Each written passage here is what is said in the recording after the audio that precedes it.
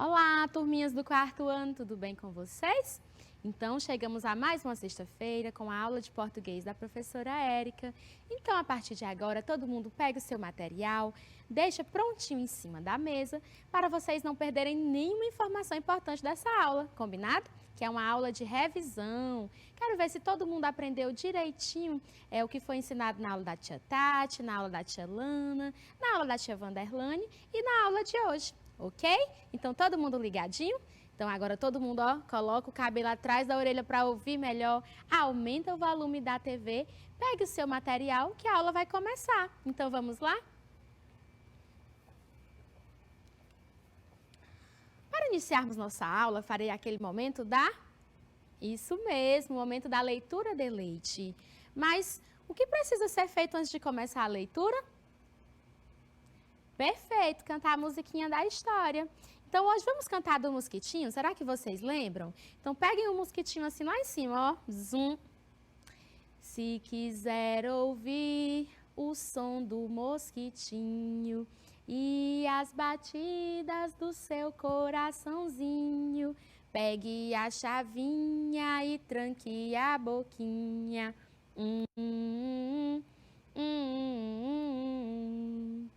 Ó, zip, zip, zá, a boquinha vou fechar pra história escutar. Zip, guarda a chavinha dentro do bolso. Que história será hoje? Vamos descobrir? 1, 2, 3 e... o nome da história de hoje é Quando Me Sinto Triste, de Tracy Moroney. E a editora Porto Editora. Vocês já ouviram essa história? Vocês já se sentiram tristes também? Então vamos descobrir um pouco mais dessa história? Quando estou triste, sinto-me como se alguém tivesse tirado todas as cores que me rodeiam, como se tudo fosse cinzento, triste, desolado. Olha só, gente, tudo sem cor, não é? Quando estou triste, apetece-me chorar e chorar, chorar tanto até fazer um rio. Apetece-me ir para a cama e cobrir a cabeça com os cobertores e ficar lá até a tristeza passar. Algumas coisas deixam-me mesmo muito triste. Quando ouço o pai e a mãe discutirem, quando fico doente e não me sinto bem, ou quando morre alguém de quem eu gosto muito. Realmente são coisas que nos trazem o sentimento da tristeza, não é? E isso é super normal. É natural sentirmos-nos tristes, mas falar com alguém sobre a nossa tristeza pode fazer-nos bem. Partilhar os teus sentimentos pode fazer com que te sintas melhor. Quando me sinto triste, tento ser simpático e delicado comigo mesmo. Gosto de ficar num banho de espuma quentinho ou ouvir a minha música preferida. Às vezes, quando tem alguém que a gente gosta, um amigo, alguém da sua família que está triste, você é tão gentil. E por que quando você está triste, muitas vezes você não é gentil consigo mesmo? Então, uma das maneiras de lidar com esse sentimento é você saber ser gentil com você, saber ser gentil com o que você está sentindo, certo? Por vezes, basta-me estar com os amigos e com a família para me sentir melhor, mesmo que não me apeteça falar. Mas o melhor de tudo é quando uma pessoa simpática me dá um grande abraço e diz: não te preocupes, tudo isso vai passar. Então, gostaram da história? Então, palmas para a história. Tem aqui uma notinha para os pais. Os papais estão de olho aí na programação? Então, vamos lá.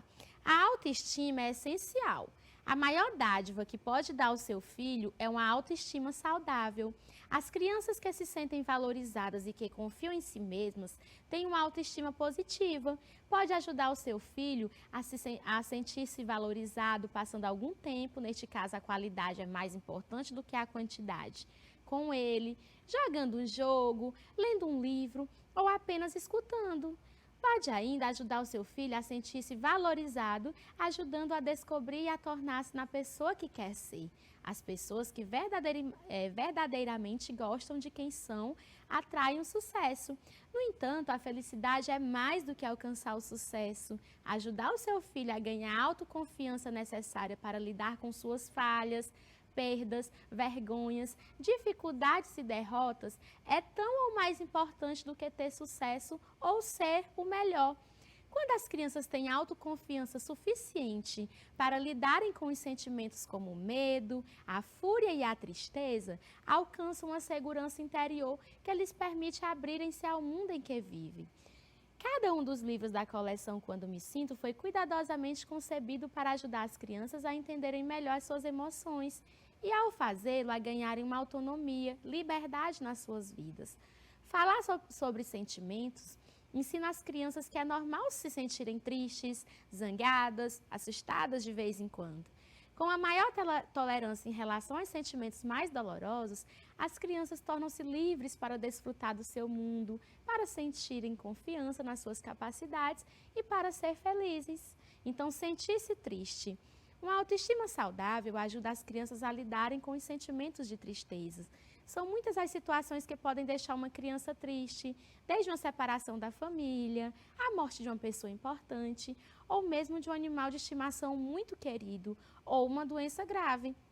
O amor dos pais ajuda as crianças a sentirem-se valorizadas, transmite confiança na existência de um lado bom na vida e desenvolve a autoestima. Quando as crianças conseguem identificar os seus sentimentos de tristeza e compreender as perdas que estão por detrás desses sentimentos, constroem a autoconfiança necessária para lidarem com os problemas, aceitarem-nos e seguirem em frente na vida, certo? Então, todo mundo entendeu a história? É super normal você se sentir triste, zangado, chateado, mas são sentimentos próprios dos seres humanos e nós temos que aprender a lidarmos para, com base nesses sentimentos, crescermos, evoluirmos e nos sentirmos mais confiantes, certo? Então, gostei muito dessa história também. Então, toda a gente se sente triste de vez em quando, é um sentimento solitário e silencioso, mas se falares com alguém sobre a tua tristeza, poderás sentir-se melhor, certo? Então, fica a dica. Então, vamos para o nosso assunto de hoje. O nosso gênero textual de hoje se chama crônica. A crônica, ele é um gênero textual curto, normalmente escrito em prosa, que é produzido geralmente para os meios de comunicação, como uma revista, um jornal e etc. Então, além dele ser um texto curto, ele também possui uma vida curta, diríamos assim, pois é um texto que ele é feito com base nos acontecimentos corriqueiros do cotidiano. Então, por isso que chamamos ele, por isso que dizemos que ele tem uma vida curta, certo? Então, o termo crônica, ela vem do latim e significa um acontecimento que é feito com base no tempo. É o relato de um acontecimento feito com base no tempo, certo? E cronos, no grego, significa tempo. Então, diante de todas essas informações, percebemos que a crônica ela está estritamente interligada com o contexto em que ela é produzida, certo? Por isso que com o tempo, com o passar do tempo, ela vai perdendo a sua validade, pois ela vai ficando fora do contexto. Mas vamos descobrir um pouco mais sobre esse gênero? Então vamos lá. Características da crônica. É uma narrativa curta, como a tia já falou, certo? Então, se ela é uma narrativa, vocês lembram da regrinha dos textos narrativos, a regrinha do Pente? Então, vamos lá, ela possui o quê? Personagens, P de personagens, E de enredo, N de narrador, T de tempo e E de espaço, certo? Só que tudo isso em um textinho curto. Uso de uma linguagem simples e coloquial, já que ela discute temas atuais, para facilitar a compreensão do público que vai ler esse texto, certo? Presença de poucos personagens, se houver, às vezes também há crônicas que elas vêm sem os personagens. E o espaço reduzido, certo? E temas relacionados a acontecimentos cotidianos, como a tia já falou, são temas relacionados com os acontecimentos corriqueiros do dia a dia, certo? Então, vamos ver tipos de crônicas. Bom, embora a crônica é um gênero textual que está relacionado ao texto narrativo, como a tia já falou, que possui os personagens, o espaço, o narrador, o tempo e o enredo, ele também pode estar relacionado a outros gêneros textuais. Então, podemos destacar também os gêneros dissertativos e os gêneros descritivos. Então, além disso, a crônica ela pode ser jornalística. A crônica jornalística é a mais utilizada atualmente. São textos que são produzidos para os meios de comunicação e as temáticas são relacionadas aos temas atuais, aos acontecimentos da sociedade, para gerar uma reflexão acerca daquele tema, certo?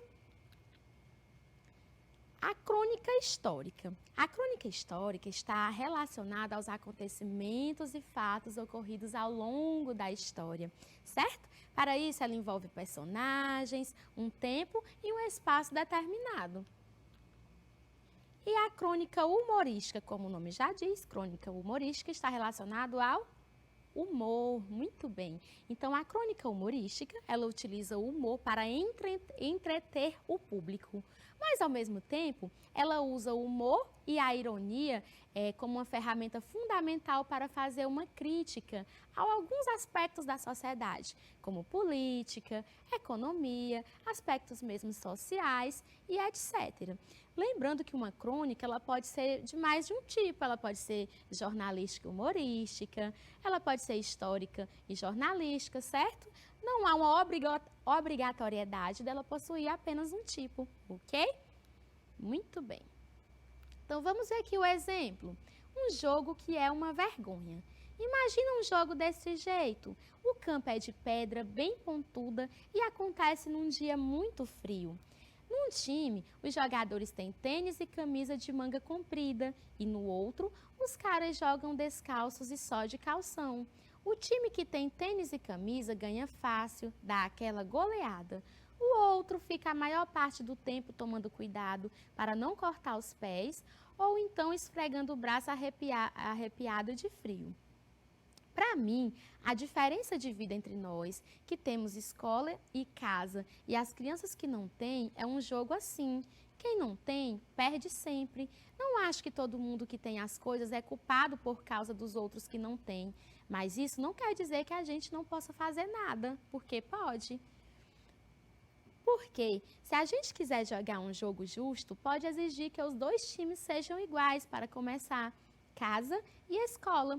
Não acredito que as crianças de rua viveriam na rua se tivessem outro lugar melhor para escolher.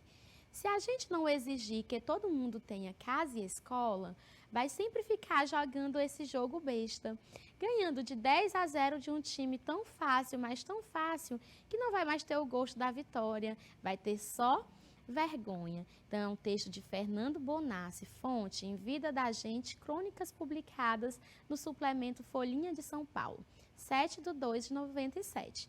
Então, esse texto aqui, a qual tema ele está relacionado, a qual tema da sociedade, em qual contexto ele está inserido? Vamos lá?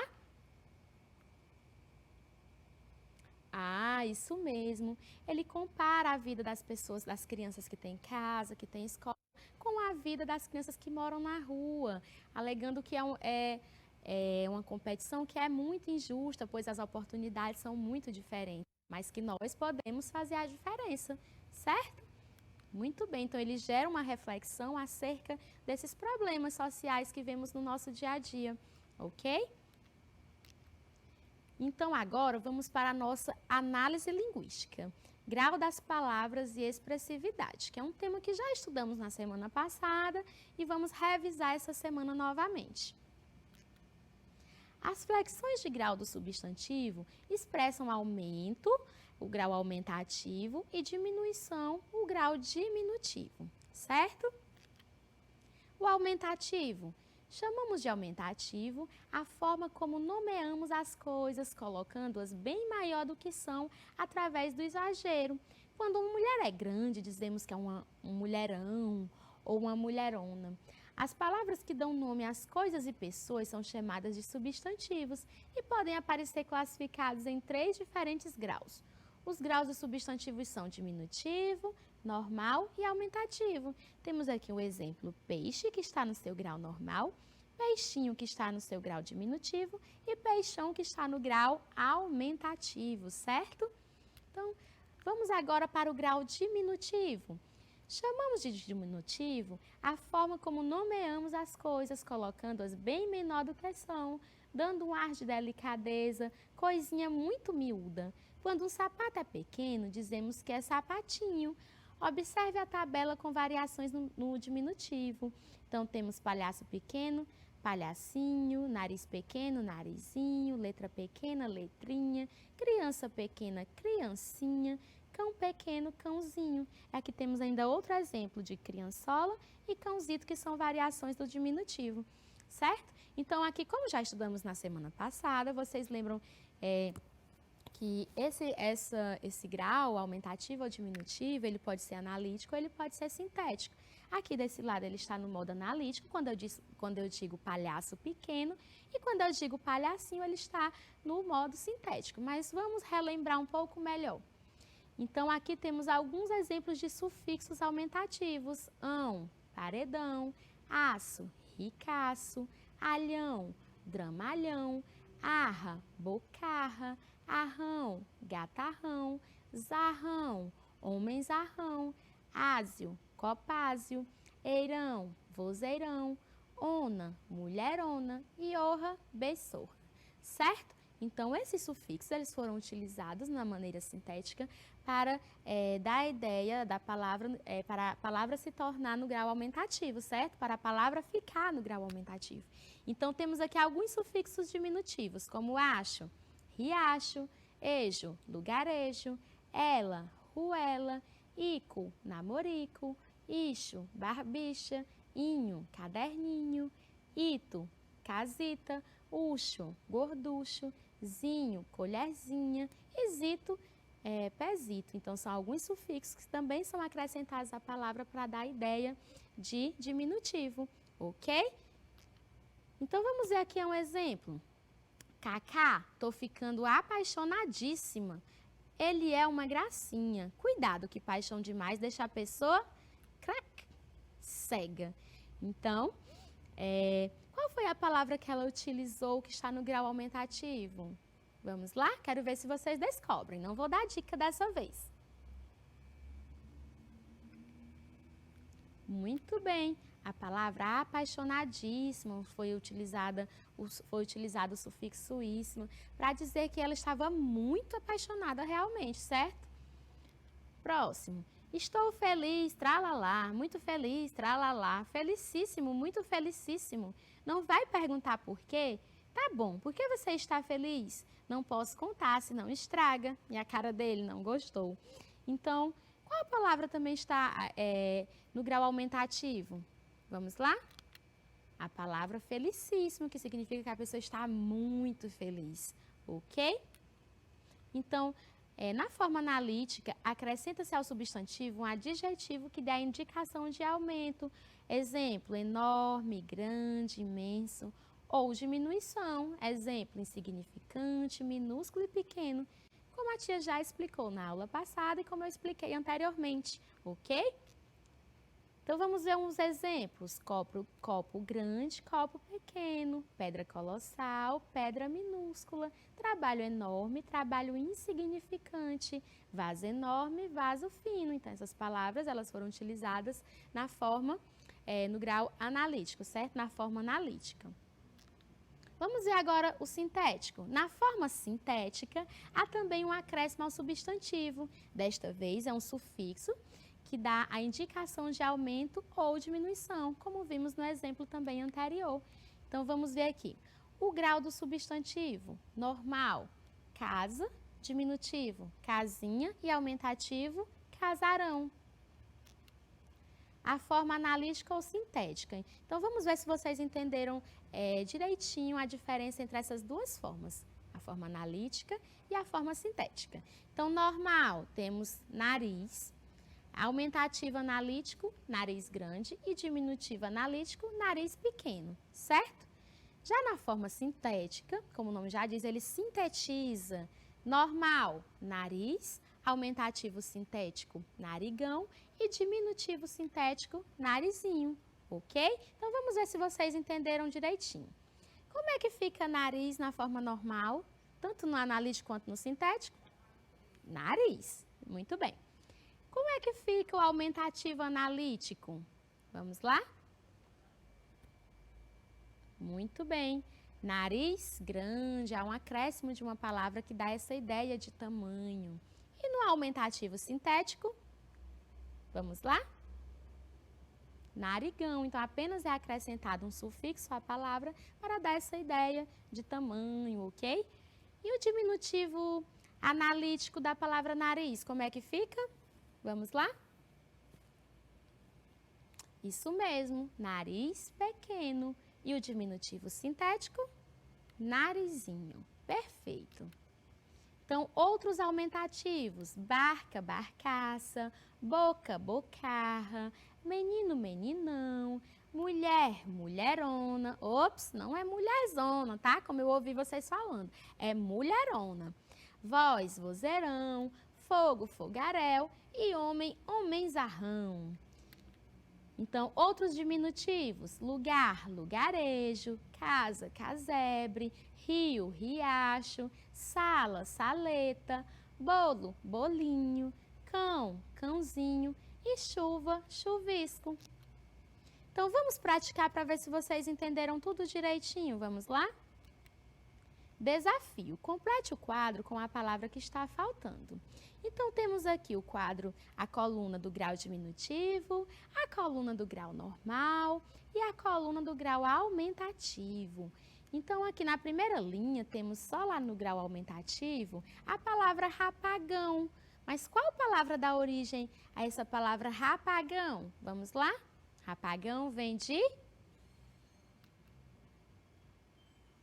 rapaz, então no grau normal se chama rapaz, no grau diminutivo, rapazinho.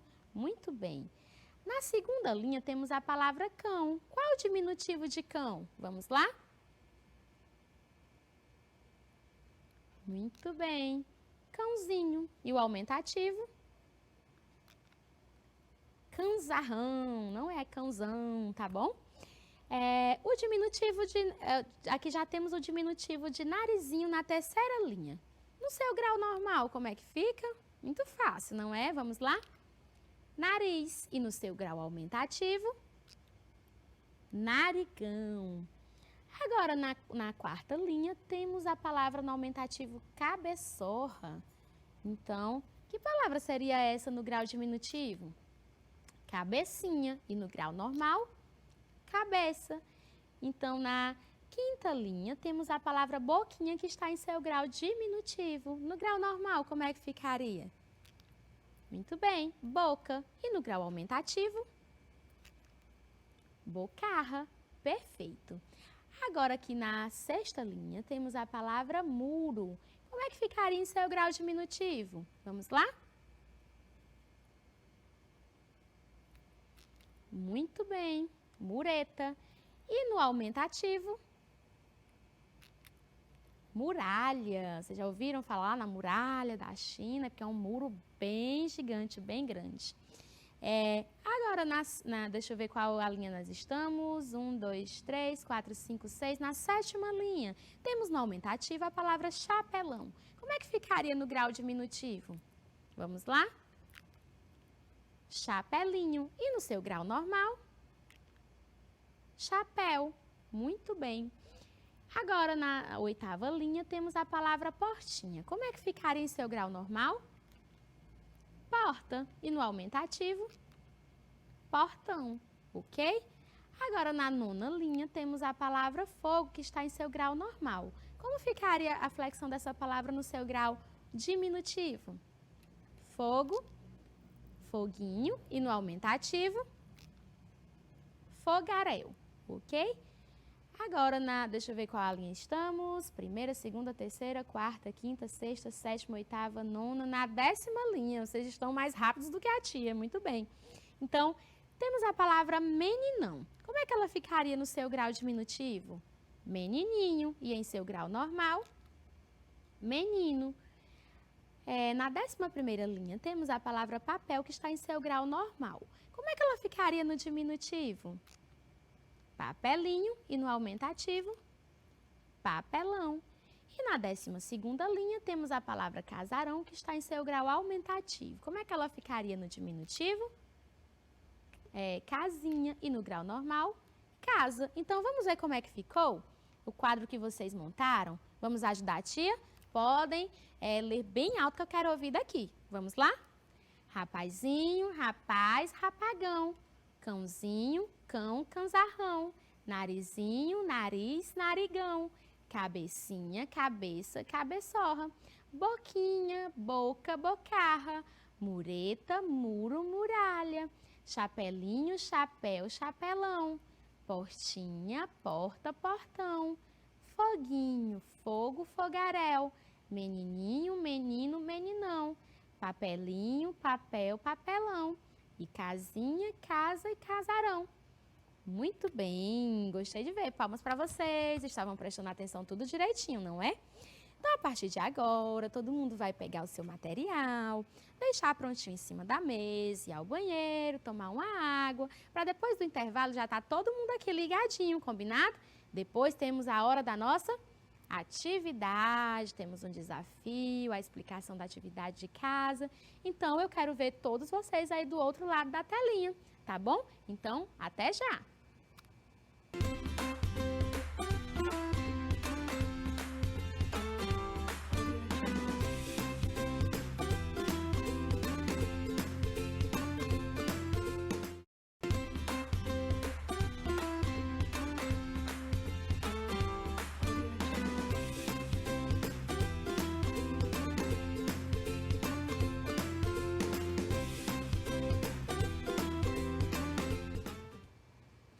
Prontinho, já estamos de volta para a nossa hora da atividade. Todo mundo aí já do outro lado da telinha, deixa eu ver. Quero ver todo mundo ligadinho para ajudar a tia a responder a atividade de hoje. Combinado? Quero ver quem foi que aprendeu tudo direitinho durante a semana e agora vai dar show respondendo. Mas podem falar bem alto que eu quero ouvir daqui, ok? Então vamos lá.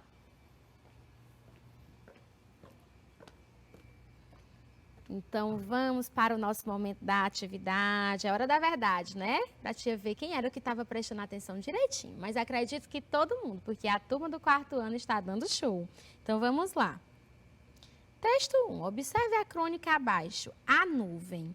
Fico admirado como é que você, morando nesta cidade, consegue escrever uma semana inteira sem reclamar, sem protestar, sem espinafrar. E meu amigo falou da água, telefone, light em geral, carne, batata, transporte, custo de vida, buracos na rua, etc, etc e etc. Meu amigo está, como dizem as pessoas exageradas, grávido de razões. Mas que posso fazer? Até que tenho reclamado muito isto e aquilo, mas se eu for ficar resingando todo dia, estou roubado. Quem é que vai aguentar me ler? Acho que o leitor gosta de ver suas queixas no jornal, mas em termos. Além disso, a verdade não está apenas nos buracos das ruas e outras mazelas. Não é verdade que as amendoeiras neste inverno deram um show luxuoso de folhas vermelhas voando no ar? E ficaria demasiado feio eu confessar que há uma jovem gostando de mim? Ah, bem sei que esses encantamentos de moça por um senhor maduro duram pouco. São caprichos de certa fase. Mas que importa? Esse carinho me faz bem. Eu recebo terna e gravemente, sem melancolia, porque sem ilusão. Ele se irá como veio, leve em nuvem solta na brisa, que se tinge um instante de púrpura sobre as cinzas de meu crepúsculo. E olhem só que tipo de frase estou escrevendo. Tome tenência, velho Braga, deixe a nuvem, olhe para o chão e seus tradicionais buracos. Fonte, Braga Rubem, Ai de Ti, Copacabana, Rio de Janeiro, recorde 1960. Bem novinho esse texto, não é? Mas vamos lá. Análise do texto. Com base no texto acima, responda às seguintes questões. Questão 1. É correto afirmar que, a partir da crítica que o amigo lhe dirige, o narrador cronista, letra A, sente-se obrigado a escrever sobre assuntos exigidos pelo público. Letra B, reflete sobre a oposição entre a literatura e a realidade. Letra C, reflete sobre diversos aspectos da realidade e sua representação na literatura. Ou letra D, defende a posição de que a literatura não deve ocupar-se com problemas sociais.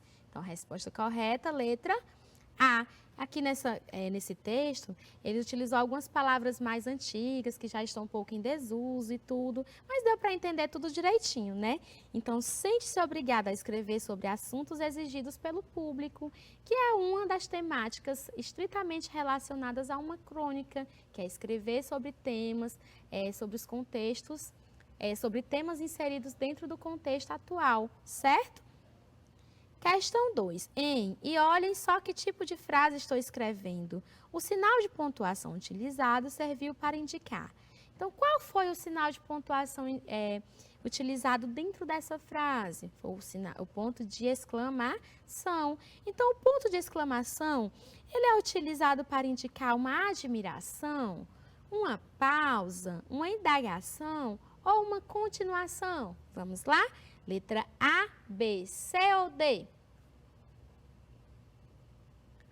Muito bem, acertou quem falou a letra A, uma admiração. Ele estava admirado com a própria frase que ele estava escrevendo. Questão 3. De acordo com o texto, qual a explicação que o cronista deu por ter deixado de reclamar? Por que ele deixou de reclamar? Letra A, por ele estar doente. Letra B, por estar estudando outras coisas. Letra C, porque se continuasse reclamando, ninguém aguentaria ler mais suas crônicas. Ou letra D, porque suas crônicas não estavam sendo publicadas. E então, letra A, B, C ou D? Quero ver quem prestou atenção na leitura da tia. Vamos lá? Maravilha! Letra C. Parabéns! Vocês realmente estavam ligadinhos. Agora vamos para a questão 4. No trecho, eu o recebo terna e gravemente, sem melancolia, porque sem ilusão. O termo sublinhado se refere, esse ozinho que está sublinhado, ele está se referindo, letra A, ao transporte, letra B, ao telefone, letra C, ao custo de vida ou letra D, ao carinho. Vamos lá? Muito bem. Letra D, ao carinho. Próxima questão. Questão 5. Segundo o texto, o que o autor quis dizer quando mencionou o termo grávido de razões? Será que ele utilizou essa expressão em seu sentido real? Não, não é? Ele utilizou no seu sentido figurado. Então, o que significa dizer que alguém está grávido de razões? Letra A, não tinha razão. Letra B, estava cheio de razões. Letra C, suas razões não eram boas. Ou letra D, a razão não era suficiente. Então, se ele estava grávido de razões, imaginamos que ele estava cheio de razões. Então, a resposta certa é a letra B. Muito bem. Agora, vamos para o próximo texto. Atividade de estudo português. O texto que você vai ler abaixo pertence ao gênero crônica. As crônicas transformam um acontecimento comum do nosso dia a dia em uma história muito interessante. O texto Avô e Neta fala de uma criança curiosa que aprende com o avô algumas coisas sobre um hino. Leia e aprenda também como Glorinha, avô e neta. Então, essa atividade que foi repassada para o 5º ano, mas que com certeza vocês irão tirarem de letra. Então, vamos lá? O avô que veio de Minas está sentado num sofá junto da neta, diante da janela panorâmica do apartamento. O avô está de pijama e chinelos e a neta está sossegada, curtindo aquele avô que veio de Minas para morar na casa dela, no Leblon. Através da vidraça, do outro lado da janela, eles veem uma agência dos Correios e Telégrafos, em cujo mastro está hasteada, batida de chuva, a bandeira brasileira. É o dia 19 de novembro. O nome da menina é Glorinha. O do velho, vovô Matos. A menina vai fazer 3 anos, não demora. Para curtir o avô, que gosta muito de explicar as coisas e contar histórias, ela puxa o papo. Vô, que pano é aquele que está ali naquele pau tomando chuva? Ah, bem, Glorinha. Aquele pau não é um pau como outro qualquer. Aquele pau é um mastro. E aquele pano não é um pano qualquer, aquilo é uma bandeira, a nossa bandeira, compreende? A bandeira do Brasil. Bandeira do Brasil? Eu já vi na televisão, mas não é assim que eles cantam, não. Eles cantam Salve Lindo. Eu pensei que o nome dela era Salve Lindo. Bem, Salve Lindo é o hino da bandeira, cantarolando, salve lindo, pendão da esperança, salve símbolo augusto da paz. Não é isso? É, pois este é o hino da bandeira. Ela hoje está fazendo anos. Quando as crianças fazem anos, a gente canta o parabéns para você. E quando a bandeira faz anos, a gente canta o salve lindo. A mãe da bandeira do Brasil é lavadeira? O quê? Estou achando que a mãe da bandeira do Brasil é lavadeira, porque ela botou a bandeira para secar e agora veio a chuva e estragou tudo. Não, Glorinha, bandeira não tem mãe, não tem mãe. Ela está ali porque quando a bandeira faz anos, a gente bota ela no mastro. Se hoje tivesse sol e vento, ela ia ficar linda tremulando. Pausa, vou. Uma bandeira é o quê? Um brinquedo? De certa forma é um brinquedo, mas um brinquedo muito sério. Vou te explicar. Quando você tira um retrato sendo pequenina, você aparece inteirinha num retrato, certo? Certo. Pois então, quando foram tirar o retrato do Brasil, verificaram que o Brasil era tão grande, mas tão grande, que não ia caber no retrato. Aí eles fizeram a bandeira que representa o Brasil.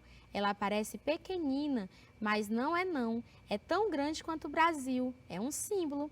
Quer dizer que o Brasil é verde, amarelo, azul e branco? Isso mesmo. E as estrelinhas é o céu do Brasil? É o céu do Brasil, sim. Cada estrelinha representa um estado do Brasil. Cada uma tem um nome. Você nasceu no Rio, não foi? Nasci na Casa de Saúde Santa Terezinha. Pois é, mas a Casa de Saúde Santa Terezinha fica no Rio, portanto você é carioca. Isto quer dizer que tem ali uma estrelinha só para você, se não me engano. Chama-se Alfa da Hidra Fêmea. Tem uma estrela para Minas, outra para Pernambuco e assim por diante até pegar tudo quanto é estado brasileiro e de quebra o Distrito Federal que fica em Brasília. Vou. Quem foi Augusto da Paz? O quê? Quem foi Augusto da Paz? Eu vejo todo mundo cantando assim na televisão. Salve o lindo pendão da esperança. Salve o símbolo Augusto da Paz. Ah, Glorinha, você tem cada uma. Essa pergunta eu não sei responder, não. Daria muito trabalho. José Carlos Oliveira, avô e neto, Crônicas 6. Para gostar de ler, volume 7, São Paulo, Ática 2007, página 25 a 27. Ok? Então vamos lá. Análise do texto. Qual é o assunto principal dessa crônica? A explicação sobre o fato de a bandeira estar na chuva ou a explicação sobre o significado da bandeira do Brasil?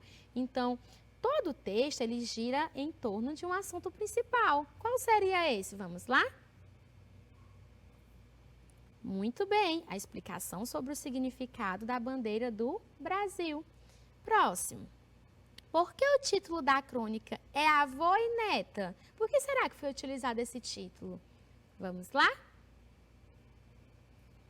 Isso mesmo, porque a história gira em torno da conversa dessas personagens, o avô e sua neta. Então, toda a história é fundamentada nessa conversa. Próximo. Assinale as afirmações que confirmam que o texto Avô e Neta é uma crônica. A conversa narrada é comum, cotidiana? A conversa é narrada de modo sério, formal? As personagens representam pessoas comuns do dia a dia? O cenário onde a história acontece é um espaço familiar às personagens? Então, vamos lá, pode ser mais de uma alternativa. Então, vamos lá? A primeira está correta. A conversa narrada é comum, cotidiana. Sem uma preocupação com as normas gramaticais, ok? É uma conversa mais informal, entre membros de uma família, no caso, um avô e uma neta. As personagens representam pessoas comuns do dia a dia. E o cenário onde a história acontece é um espaço familiar às personagens, ok? Então, a única alternativa que está incorreta é a conversa é narrada de modo sério, formal, que sabemos que isso não acontece numa crônica, que é uma linguagem mais informal, certo? Porque trata de um tema do dia a dia, ok? Questão 9. Por que Glorinha achava que o nome da bandeira do Brasil era Salve Lindo? De onde foi que ela tirou essa ideia? Vocês observaram essa informação no texto? Então, eu quero ouvir, vamos lá? Perfeito! Glorinha achava que esse era o nome do hino porque ela viu cantarem na TV Salve o Lindo, ok? Pronto? Todo mundo entendeu direitinho? Agora vamos para o próximo texto. A velha contrabandista. Stanislau Ponte Preta diz que era uma velha que sabia andar de lambreta. Todo dia ela passava pela fronteira montada na lambreta, com um bruto saco atrás da lambreta. O pessoal da alfândega, tudo malandro velho, começou a desconfiar da velhinha. Um dia, quando ela vinha na lambreta com o saco atrás, o fiscal da alfândega a mandou parar. A velhinha parou e então o fiscal perguntou assim para ela: Escuta aqui, vovozinha. A senhora passa por aqui todo dia com esse saco aí atrás. Que diabo a senhora leva nesse saco? A velhinha sorriu com os poucos dentes que lhe restavam e mais os outros que ela adquirira no dentista e respondeu: É areia. Aí quem sorriu foi o fiscal. Achou que não era areia nenhuma e mandou a velhinha saltar da lambreta para examinar o saco. A velhinha saltou. O fiscal esvaziou o saco e dentro só tinha areia. Muito encabulado, ordenou que a velhinha fosse em frente. Ela montou na lambreta e foi embora com o saco de areia atrás. Mas o fiscal ficou desconfiado ainda. Talvez a velhinha passasse um dia com areia e no outro com muamba, dentro daquele maldito saco. No dia seguinte, quando ela passou na lambreta com o saco atrás, o fiscal mandou parar outra vez. Perguntou o que é que ela levava no saco e ela respondeu que era areia, uai. O fiscal examinou e era mesmo. Durante um mês seguido, o fiscal interceptou a velhinha e todas as vezes o que ela levava no saco era areia. Diz que foi aí que o fiscal se chateou. Olha, vovozinha, eu sou fiscal de alfândega com 40 anos de serviço. Manjo essa coisa de contrabando para burro. Ninguém me tira da cabeça que a senhora é contrabandista.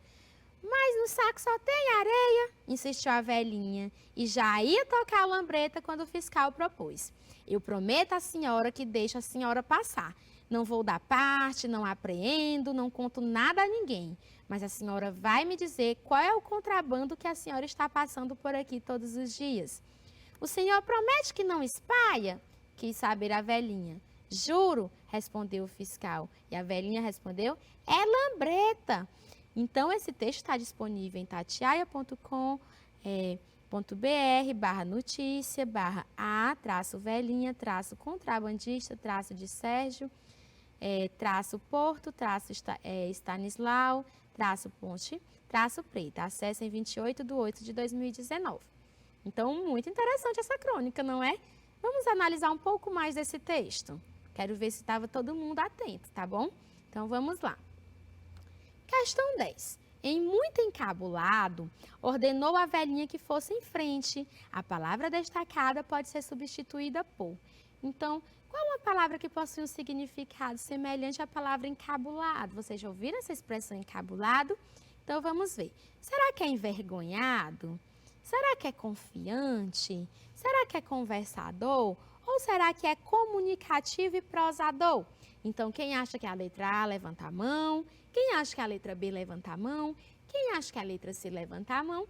E quem acha que é a letra D, levanta a mão. Vamos lá? Quero ver. A, B, C ou D? Estou vendo que estão um pouco indecisos. Vamos ver quem foi que acertou. 1, 2, 3 e... Muito bem, acertou quem falou a letra A, envergonhado. Se eu substituísse essa palavra dentro da frase, ela continuaria com o mesmo sentido. Vamos ver? Muito envergonhado, ordenou a velhinha que fosse em frente. Viu como não alterou o sentido? Então, parabéns quem colocou a letra A. Vamos para a próxima questão. Questão 11. De acordo com o texto, explica o sentido da expressão tudo malandro velho. Quando a gente diz que alguém é malandro velho, o que a gente quer expressar? O que a gente quer dizer com essa expressão? Vamos lá? Significa pessoas espertas ou experientes, ok? Então, quando a gente diz, fulano é malandro velho, a gente quer dizer que ele já é bem esperto naquele assunto, ok? Questão 12. Leia novamente o quarto parágrafo. Nele, o narrador citou os dentes que ela adquiria no odontólogo. A que tipo de dentes ele se referia? Vamos lá? Então, isso era um dente que ela adquiriu no odontólogo. E ela já era uma velha. Imaginamos que seja isso mesmo. Ele se referia à dentadura que a senhora possuía na boca. Por isso que ele falou dentes que ela adquiriria no odontólogo, ok?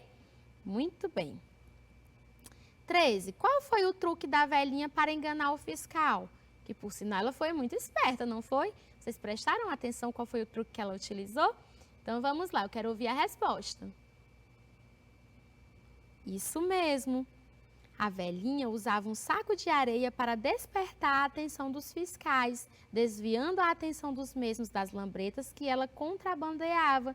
Então, enquanto os fiscais estavam atentos somente ao saco de areia que ela carregava, eles esqueciam de observar que todo dia ela passava com alguma lambreta diferente, certo?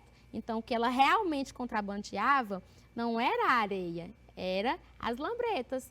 Mas ela foi muito esperta porque ela utilizou o saco para chamar a atenção dos fiscais, ok? 14. Quando a velhinha decidiu contar a verdade? Como foi que ela contou a verdade? Vamos lá? Perfeito. Quando o fiscal prometeu que se ela revelasse o que contrabandeava, todos os dias ele deixaria a mesma passar, porque ele já estava tão curioso que ele já queria saber, e então ele só soube quando ela contou realmente a verdade, ok? Questão 15. Organize as frases abaixo de acordo com as ordens dos acontecimentos. Então vamos lá, o que foi que aconteceu primeiro? Todo dia, a velhinha passava pela fronteira montada numa lambreta com um saco no bagageiro. Muito bem. O segundo. O pessoal da alfândega começou a desconfiar da velhinha. O terceiro. O fiscal verificou que só havia areia dentro do saco. O quarto. Mais desconfiado, o fiscal passou a revistar a velhinha todos os dias. O quinto.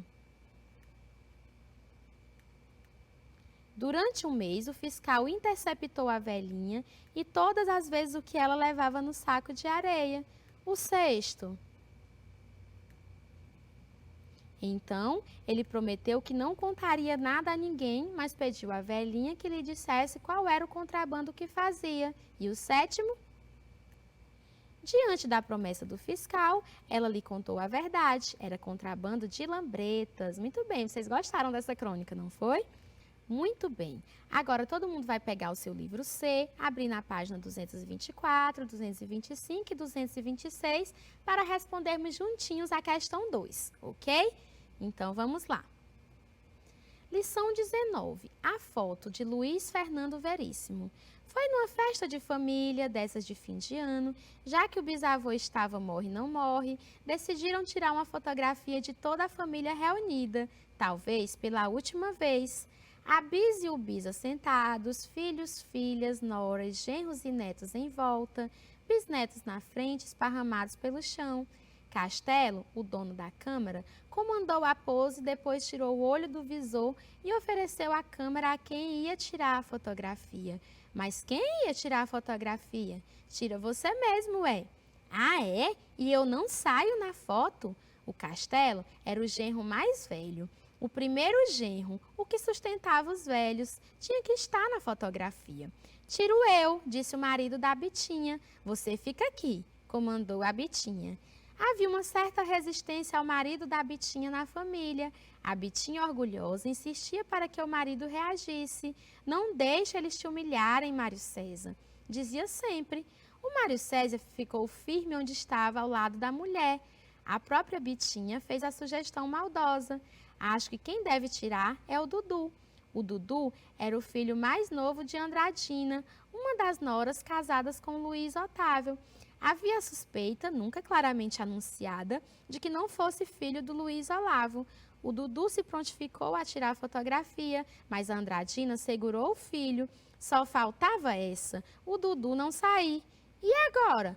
Pô, Castelo, você disse que essa câmera só faltava falar e não tem nem time. O Castelo impávido tinha ciúmes dele, porque ele tinha um Santana do ano, porque comprar a câmera num duty free da Europa. Aliás, o apelido dele, entre outros, era Duty Free, mas ele não sabia.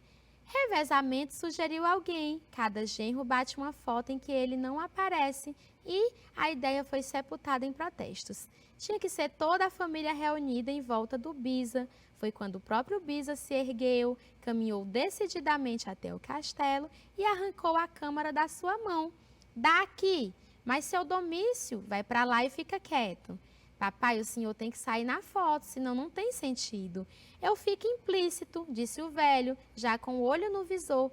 E antes que houvesse mais protestos, acionou a câmera, tirou a foto e foi dormir. Ok? Então vamos agora para a questão 2. Faça uma ficha para cada personagem. Castelo, Bitinha, Mário César, Andradina, Dudu e Luiz Olavo. Então, a ficha do personagem deverá conter o nome, o parentesco com o seu domício, se é filho, genro, nora, etc. Informações importantes e o motivo pelo qual não tirou a foto. Então, vamos para a primeira ficha, a ficha do castelo. Vamos lá? Parentesco com o seu domício, ele era o genro mais velho. Informações importantes, o primeiro genro que sustentava os velhos. Motivo pelo qual não tirou a foto, por sustentar os velhos, tinha que estar na fotografia. Muito bem, vocês entenderam como deverá ser feita essa ficha? Então, vamos lá. Próximo. Nome, Bitinha. Parentesco com seu domício, filha. No texto não está explícita essa informação, mas imaginamos que seja filha, ok? Informações importantes. Ela era orgulhosa, não é? E motivo pelo qual não tirou a foto, por ser orgulhosa, fez a sugestão maldosa de que Dudu tirasse a fotografia, ok? Próximo. Nome, Mário César. Parentesco com o seu domício, genro, que ele era o marido de Bitinha. Informações importantes. Havia uma certa resistência a ele na família. Motivo pelo qual não tirou a foto, Bitinha solicitou que ele ficasse ali para não deixar o resto da família o humilhar, ok? Próxima ficha. Nome, Andradina. Parentesco com seu domício, nora. Informações importantes, havia uma suspeita de que seu filho não fosse de Luiz Olavo. E motivo pelo qual não tirou a foto, gostaria de aparecer na foto com seu filho, ok? Próximo. Nome, Dudu. Parentesco com o seu domício, neto. Informações importantes, filho mais novo de Andradina. Motivo pelo qual não tirou a foto, Andradina segurou o filho para que saísse na foto, ok? Muito bem. Próximo. Nome, Luiz Olavo. Parentesco com o seu domício, filho. Informações importantes, tinha um Santana do Ano e seu apelido era Duty Free. Motivo pelo qual não tirou a foto, gostaria de aparecer na foto, certo? Então, agora vamos para a explicação da atividade para casa. Todo mundo deixa o seu material prontinho para não perder nenhuma informação importante para realizarem essa atividade da melhor maneira, ok? Então, vamos lá. Atividade para a casa de hoje, vocês irão utilizar o livro Ápice, página 225, questão 9, página 226, questões 1 a 2. O livro para ler e reler, página 106, Os Sapatinhos Vermelhos, ok? Então, vamos lá. Questão 9. Leia mais alguns substantivos. Cartão, violão, irmão e azeitona. Essas palavras terminadas em ão e ona não estão no aumentativo. Escreva uma palavra terminada em ão que também não esteja no grau aumentativo, ok? Próximo. Agora você. Leia os quadrinhos e circule os substantivos usados no grau diminutivo. O que você quer aqui, Chaveco? Vem espionar o meu clubinho? Não, vim pedir um pedaço de bolo. O cheirinho tá tão bom, tá saindo bolo. Oba, bolo! Podem chegar, vizinhos. O presidente vai buscar mais pratinhos para as visitas. Maurício de Souza, Barueri, Panini Comics, junho de 2013. Ok? Então, vocês vão circular todas as palavras que estão no grau diminutivo. Questão 2. O que cada uma das palavras circuladas na atividade 1 indicam? Então, vocês vão colocar as palavras e o que elas estão indicando, ok? Passando para a pasta para ler e reler, leitura observando a quantidade de palavras, página 106. Os sapatinhos vermelhos, vamos lá? Os sapatos velhos de Lília já não estão bonitos. Vamos comprar sapatos novos, diz a mamãe. Lília sabe que sapatos prefere. Aqueles. Aquele é o último par, diz a vendedora. Que número ela calça? A mamãe diz o número. Então vão ficar pequenos, diz a vendedora. Lília acha que não. Eu quero aqueles, eu quero aqueles. A vendedora traz os sapatos. Lília os calça e diz, eles servem muito bem. Olhe só. A mamãe acha que não. Seus pés são grandes para eles, diz a vendedora. A mamãe manda trazer outros e mais outros para Lília experimentar. Mas a cada par, Lília diz, não, eu quero aqueles. A mamãe fica zangada. A vendedora já está zangada. Até que a mamãe desiste e Lília acaba ganhando os sapatos. Então, vocês vão fazer uma leitura observando a quantidade de palavras lidas em 1 minuto, que vocês já devem estar craques nisso, né? Mas vamos ler aqui novamente as orientações. Com a ajuda de um responsável, a leitura deverá ser realizada em apenas 1 minuto. O adulto deverá colocar o cronômetro do celular para contabilizar o tempo. Aperta o botão de iniciar a contagem e o aluno já pode iniciar a leitura sem pressa. Lembre-se, quantidade não significa qualidade, você não precisa ler todo o texto. Quando acabar o tempo de 1 minuto, o aluno deve parar a leitura e circular a última palavra lida. E assim, o adulto fará a contagem de quantas palavras o aluno leu. Certo? Então, agora vamos para a hora do desafio. Ajude o Cascão a chegar no campinho. Então, vamos lá? Vou dar alguns segundos para vocês resolverem.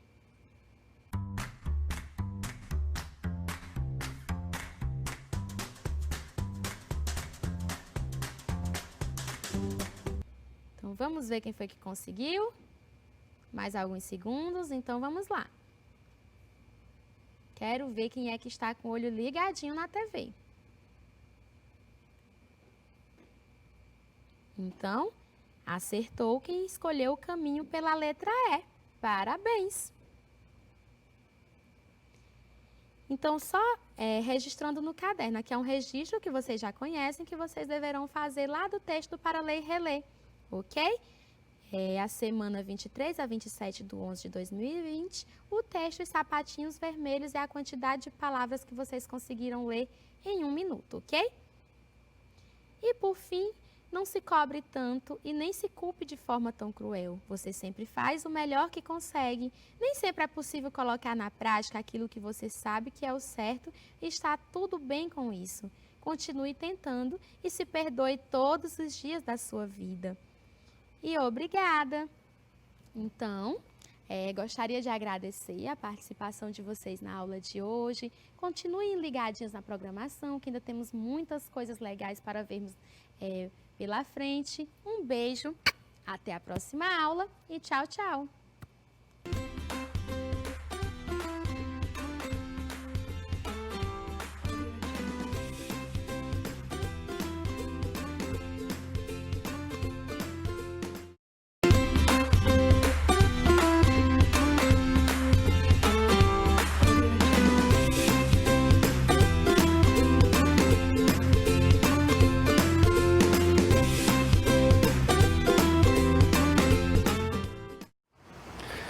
Olá, turminha do 4º ano, tudo bem? Espero que estejam todos bem.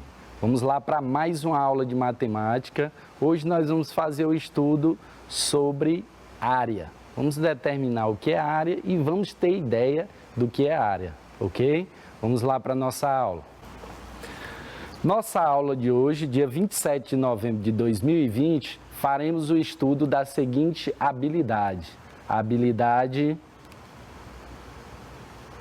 23. E a habilidade 23 diz o seguinte: medir, comparar e estimar a área de figuras planas desenhadas em malha quadriculada pela contagem dos quadradinhos ou de metade de quadradinhos, reconhecendo que duas figuras com formatos diferentes podem ter a mesma medida de área, ok? Dessa habilidade, nós vamos fazer o estudo simplificado da habilidade 23.3, que diz o seguinte: medir e comparar a área de figuras geométricas planas desenhadas em malha quadriculada, ok? Para começar a nossa aula, vamos pensar um pouco na ideia de área, não é isso? Geralmente, quando se fala em área, você pensa logo em um espaço amplo, não é isso? A área do meu terraço, a área do meu quarto. Aí você ouve falar, mas às vezes não consegue visualizar isso na prática. Aí eu pensei no seguinte, né? Para ajudar vocês, eu pensei na construção de uma maquete, ok? Para a gente poder ter ideia do que seria exatamente a área da qual nós estamos nos referindo, essa ideia de área. Aí está aqui a nossa maquete que eu comecei a produzir, né? Fiz a parede, coloquei as janelas, mas faltou colocar os azulejos no nosso piso, ok? E nós temos, olha só, uma área para ser preenchido com azulejos, com os pisos. Para isso, me veio o seguinte questionamento, né? Eu me fiz a seguinte pergunta: quantos pisos brancos tenho que usar para preencher toda a área entre as barras azuis? Percebam que na nossa maquete nós temos, duas barras azuis. Entre elas, nós temos que colocar pisos brancos. Eu escolhi aqui o piso. Olha só. Está aqui o nosso piso branco e esse piso, ele será a nossa unidade de medida para determinar a área que será preenchida por eles, ok? Quando se fala em determinar a área preenchida por eles, já dá para perceber que nós vamos realizar uma medida. Então, a partir daí, relacione já a área com medida, ok? Então, vamos lá. Ora, nós temos o seguinte: a área que nós vamos preencher com a nossa unidade de medida, que seria o piso branco, seria a seguinte, toda a região interna entre as duas barras azuis, ok? Nós vamos preencher ela com os pisos brancos. Que tal a gente fazer isso na prática? Como eu disse, eu comecei a maquete, mas eu vou terminar junto com vocês, com o preenchimento dos pisos. Vamos lá, para o preenchimento dos pisos na prática. Me acompanhem aqui.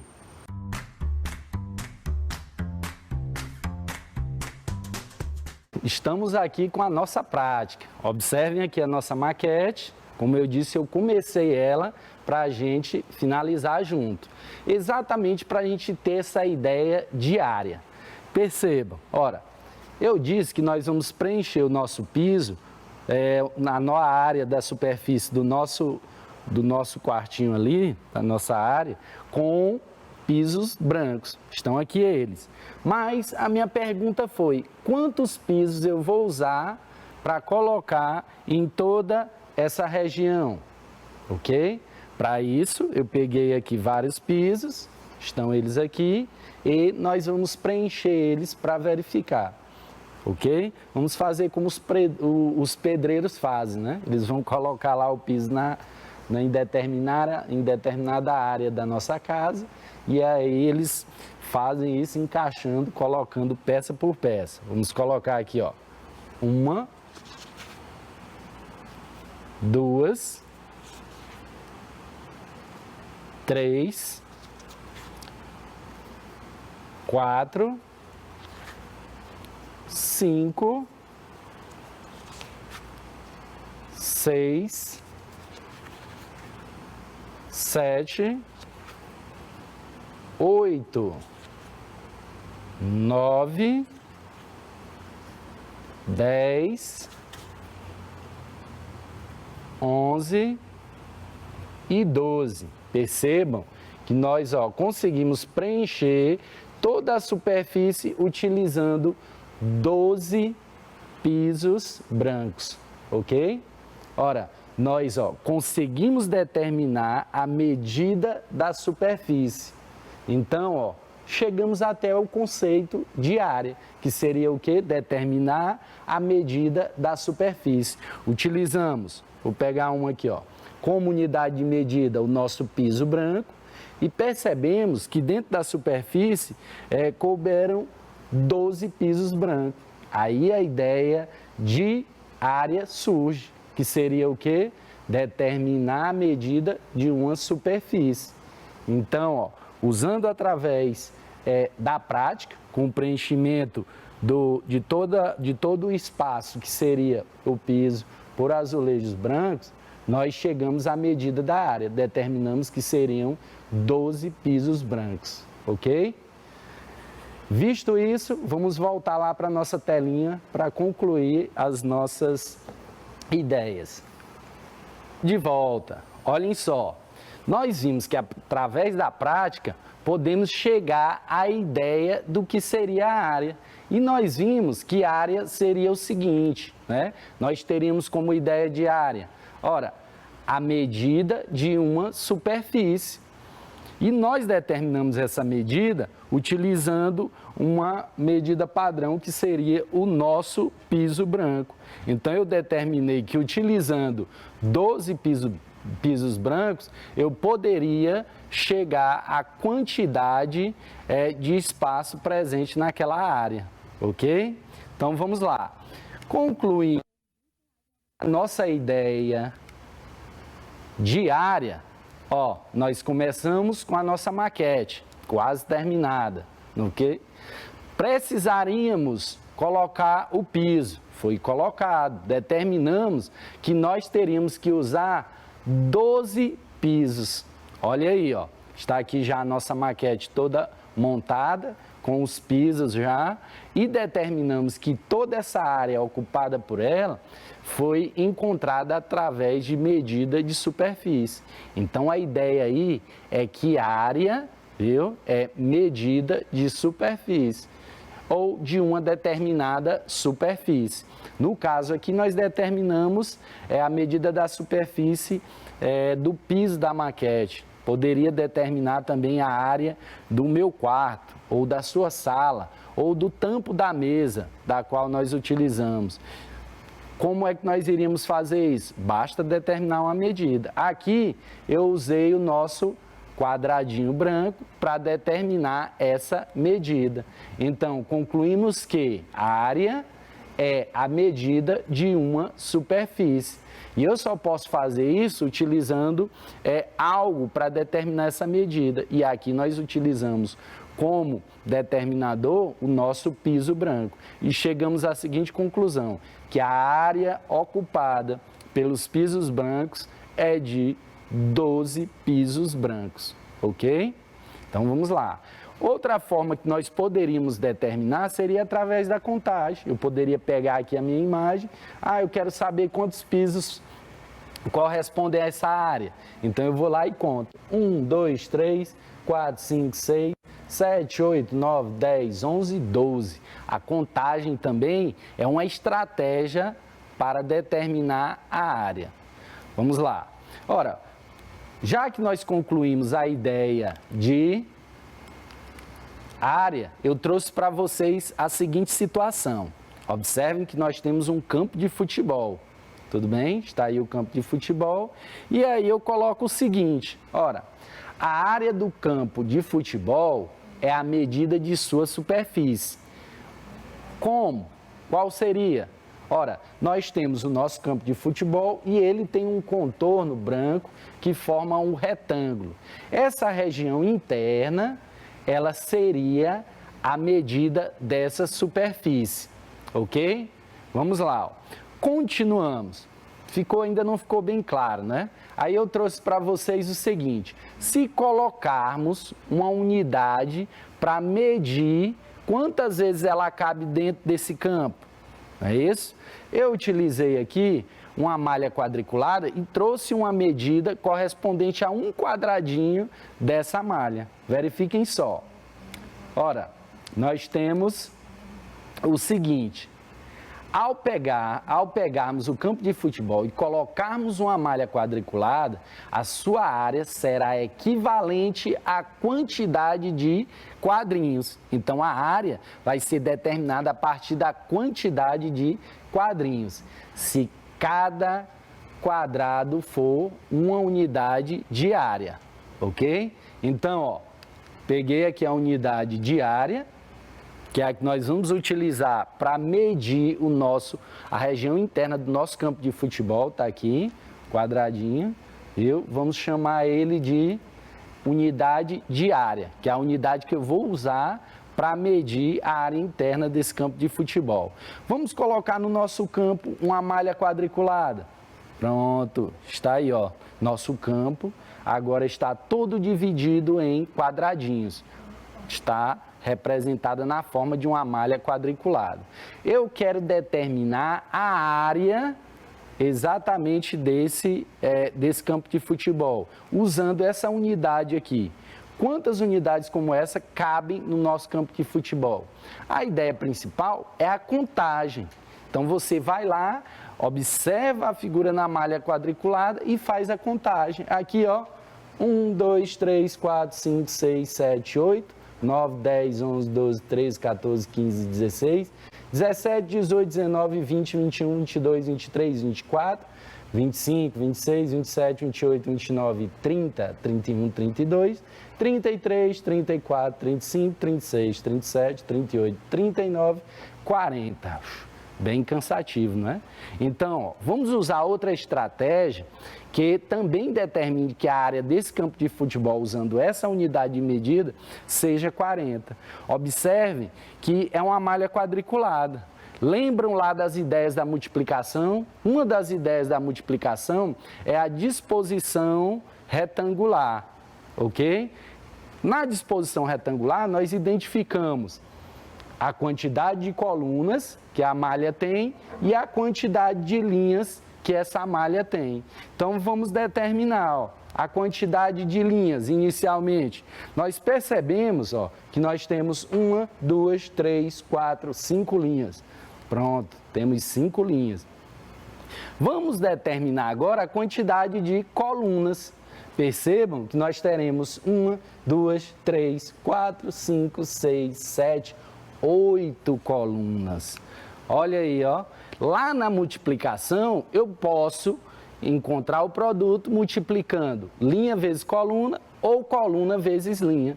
Vamos multiplicar aqui, ó, linhas, que foram 5, vezes coluna, que foram 8. 5 vezes 8 é igual a 40. Olha aí como nós conseguimos de forma até mais simples. Então, nós vimos duas estratégias, a contagem e a utilização da multiplicação por disposição retangular, ok?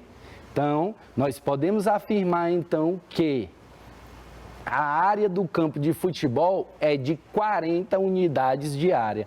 Ou seja, usando essa unidade de medida, nós podemos determinar 40 delas dentro do nosso campo de futebol. Assim determinamos a medida da superfície do campo, que é a ideia principal de área, ok? Então vamos lá. Tá saindo, tá ficando bem claro. Então vamos para mais uma situação para melhorar esse entendimento. Olha só. Eu trouxe agora coloquei lá a nossa unidade de medida para vocês comprovarem como ela vai se encaixar 40 vezes dentro da nossa malha quadriculada, ok? Eu trouxe para vocês agora o seguinte, uma malha quadriculada e ela apresenta quadradinhos verdes e apresenta quadradinhos amarelos. Olhando para a nossa malha quadriculada, será que dá para dizer qual delas tem a maior área? Será que quem ocupa uma maior área é a figura formada por quadradinhos amarelos ou a figura formada por quadradinhos verdes? Vamos lá. Ora, nós temos o seguinte, Vamos começar com a seguinte pergunta. Qual região ocupa a maior área? A parte pintada de amarelo ou a parte pintada de verde? Olhando assim, como nós já percebemos, não dá para determinar, né? Fica um pouquinho difícil para determinar. Então, nós vamos fazer o seguinte, por etapas. Primeiro, vamos determinar a área da parte pintada de amarelo. A área da parte pintada de amarelo é. Vamos fazer isso através da contagem, de forma bem simples, né? Um pouquinho demorado, mas bem simples de se fazer.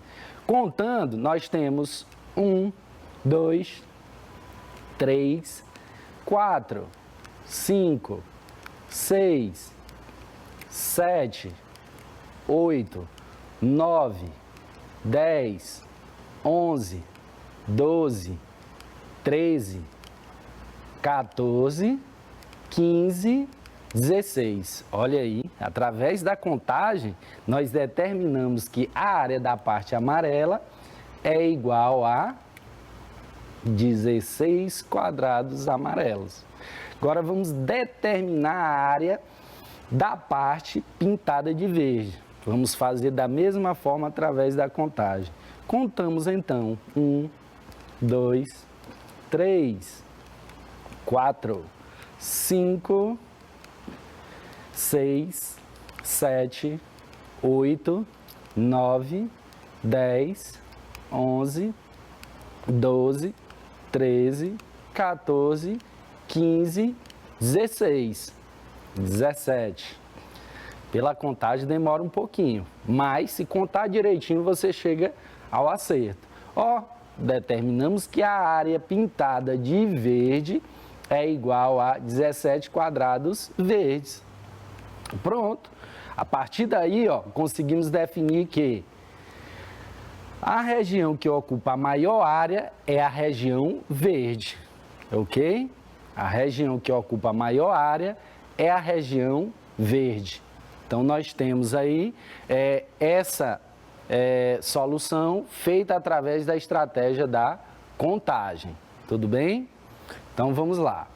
Continuando, nós podemos fazer o seguinte agora. Usar toda essa habilidade que nós conseguimos adquirir agora, ou na verdade só relembrar, né? Para quem já tinha visto, só relembrar. E agora nós vamos utilizar na resolução das nossas atividades. Chegou o momento do praticando, ok? O momento do praticando é aquele momento onde você vai pegar o seu caderno, o lápis, fazer a leitura da nossa situação problema e logo em seguida tentar resolvê-la. Se chegar ao acerto, parabéns. Se errar, não fique triste, verifique o que foi que ocorreu para você chegar ao erro, tente resolvê-lo e não errar mais, ok? Vamos lá. Eu trouxe a seguinte situação para vocês. Observe os desenhos pintados de cinza na malha quadriculada. Na malha quadriculada nós temos o desenho 1, o desenho 2, o desenho 3, o desenho 4. Qual desses desenhos tem a menor e a maior medida de área? Eu vou dar o tempinho, aí agora é com vocês, vocês tentam responder e logo em seguida a gente volta. Vamos lá? Contagem na tela.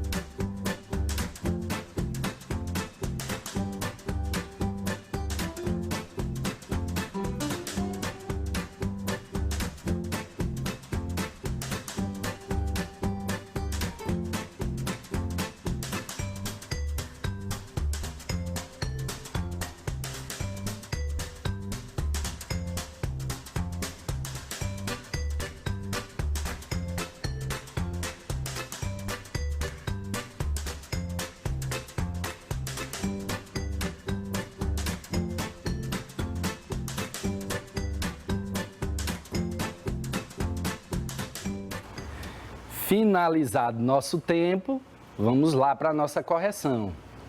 Inicialmente, o que é que nós faremos? Como sempre, eu digo sempre, a leitura é fundamental para que você possa compreender a situação, buscar os dados e chegar ao resultado correto. Na situação, nós temos o seguinte: observe os desenhos pintados de cinza na malha quadriculada. Está aqui a malha, como nós vimos, tem desenho 1, 2, 3, 4.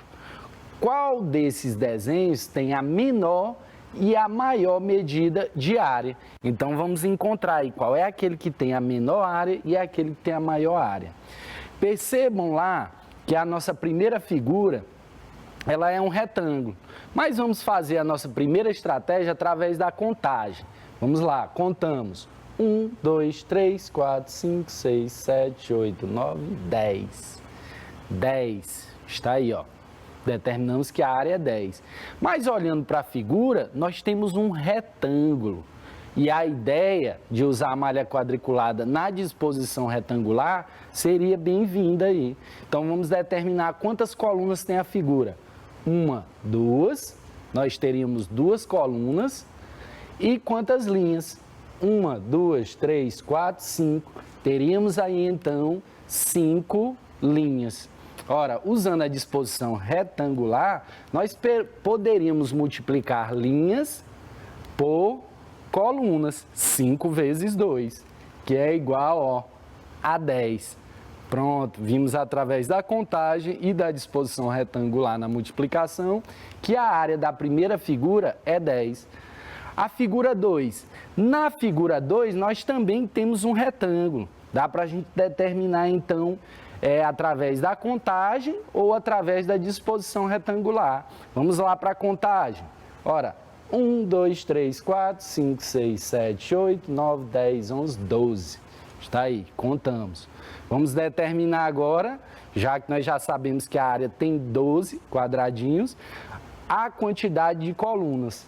1, 2, 3, 4. Temos 4 colunas. E a quantidade de linhas. 1, 2, 3. Temos aí, ó, 3 linhas. Basta agora que eu multiplique a quantidade de linhas pela quantidade de colunas. E 3 vezes 4 vai ser igual a quanto? A 12. Pronto. Determinamos que a figura 2 tem 12 quadradinhos de área. Ok? Vamos lá para a figura 3. Na figura 3, nós vamos usar a contagem. 1, 2, 3, 4, 5, 6, 7, 8, 9, 10, 11, 12, 13, 14. 14. Poderíamos usar aí a disposição retangular, professor? Poderia, mas você teria que dividir aí a figura em partes. Determinaríamos aqui, ó, uma região quadrada, quantidade de linhas, de colunas, 1, 2, 3, 4. E aqui, ó, a quantidade de linhas, 1, 2, 3, aliás, região retangular. 4 vezes 3 dá 12, mais as duas figurinhas, 2 quadradinhos, ficaria quanto? 14. Não é isso? Como nós vimos, a área da figura 3 corresponde a 14. Na figura 4, 1, 2, 3, 4, 5, 6, 7, 8, 9, 10, 11, 12. Não é isso? Nós teríamos aí a área da figura 4, 12. Então, quem tem maior área? Quem tem maior área é a figura 3, quem tem menor área é a figura 1. Olha aí, qual desses desenhos tem a menor figura? Desenho 1 e a maior, desenho 3, ok? Vamos lá para a próxima situação. Eu trouxe para vocês a seguinte: Joana está tecendo um tapete de crochê que está representado na malha quadriculada abaixo. Observem só. A parte colorida de amarelo representa a parte do tapete que ela já fez, ao lado do quadradinho da malha correspondente a 1 metro. Ou seja, cada quadradinho desse tem 1 metro de lado. Ou seja, nós temos aí 1 metro quadrado. Quantos metros quadrados faltam para a Joana tecer e terminar esse tapete? Tempinho na tela, vocês respondem e logo a gente volta.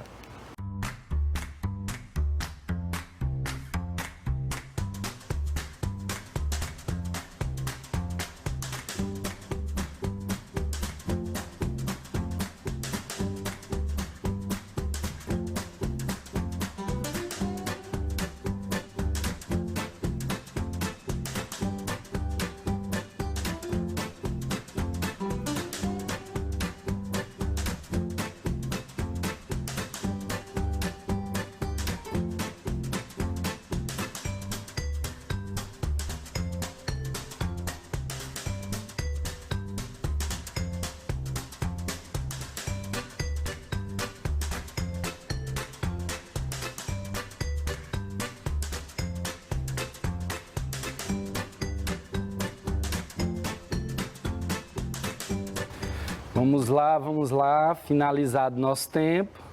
Vamos lá, finalizado nosso tempo. Ora, a ideia aqui é a seguinte, né? Como nós já vimos, Joana está tecendo um tapete de crochê que está representado na malha quadriculada abaixo. Olha aqui a malha. A parte colorida de amarelo, que são esses pontos amarelos, esses quadradinhos, eles correspondem à parte que ela já fez. Então, o que é que ele quer saber? Quantos metros quadrados faltam para a Joana tecer e terminar o tapete?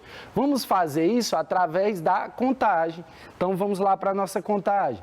Ora, falta ela fazer 1, 2, 3, 4, 5, 6, 7. Ou seja, faltam 7 partes ainda quadradas para ela fazer, 7 metros quadrados. Resposta correta, letra C. Temos o seguinte, temos mais uma situação para vocês. Observem só. O desenho colorido de cinza na malha quadriculada abaixo, nessa malha quadriculada, um quadradinho corresponde a um U. A medida da área desse desenho é... Tempo na tela, agora é com vocês.